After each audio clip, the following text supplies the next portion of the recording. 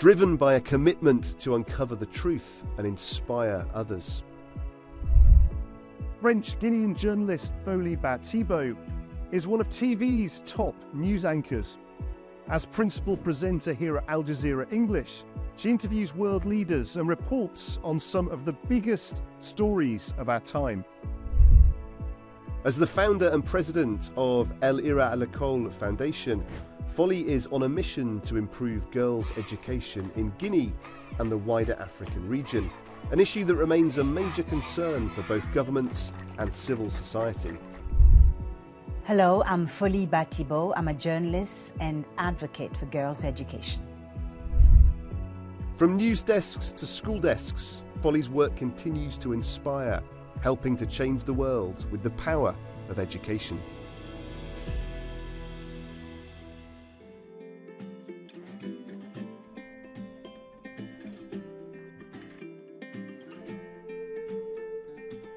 Hey, Folly. Hi, Guy. Welcome to Al Jazeera. Thank you. Thanks for letting us in. My pleasure. Well, we're here in Al Jazeera English, a place where you've worked for 14 years. Must feel like a second home to you. Where is home? Wow, Guy, that's always a tough one for me to answer because I feel like I'm from everywhere and nowhere at the same time. You know, I was born in Guinea, West Africa, raised in Kenya, lived in the US for a very long time, in France as well, and now in Qatar. So, you know, my go-to answer is always, it depends on which team is playing. That's where I'm from. But no, I mean, I guess that, you know, in my heart, Guinea is where home is because that's where my family lives. And, you know, that's where I have my roots, I guess. So, Folly, you've interviewed world leaders. You've covered many of the biggest issues out there, natural disasters, wars, political unrest, some really tough stories. Do those stories ever impact you personally? You know, I've been good, I think, at compartmentalizing my life in a way that my work as a journalist is in a drawer and my life as a mother, as a wife, as all the other roles that I have is in another drawer. And so when I'm doing my job as a journalist, I try not to think about the other things. But it's a very difficult exercise, as you know.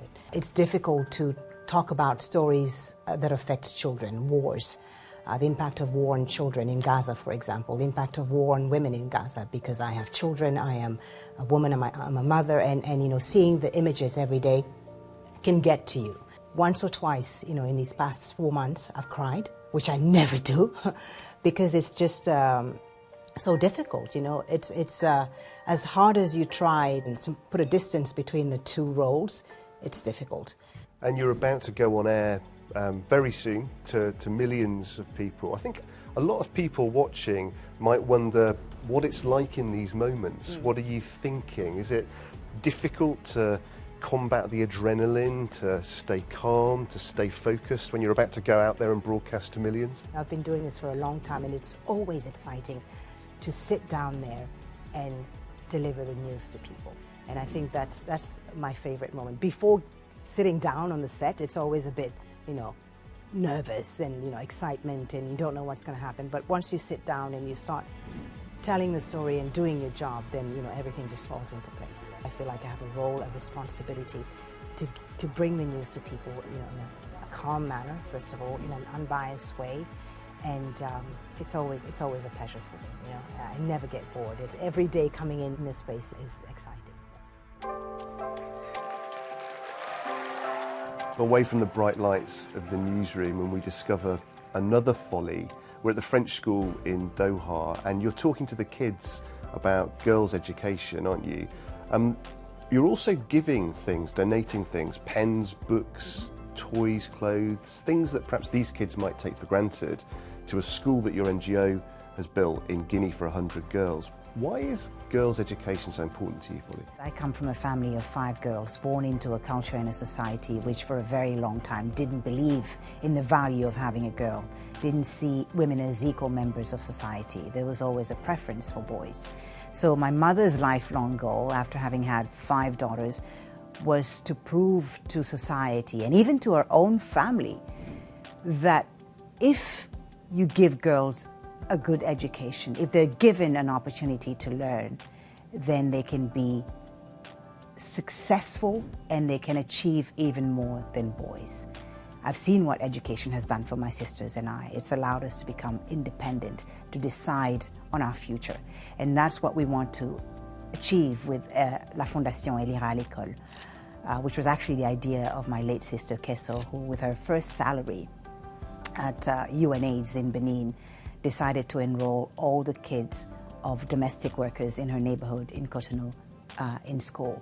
So by taking on this mission, we're also making sure that her legacy lives on and making sure that we help young girls in Africa and beyond have a good quality education so that they can decide on their future.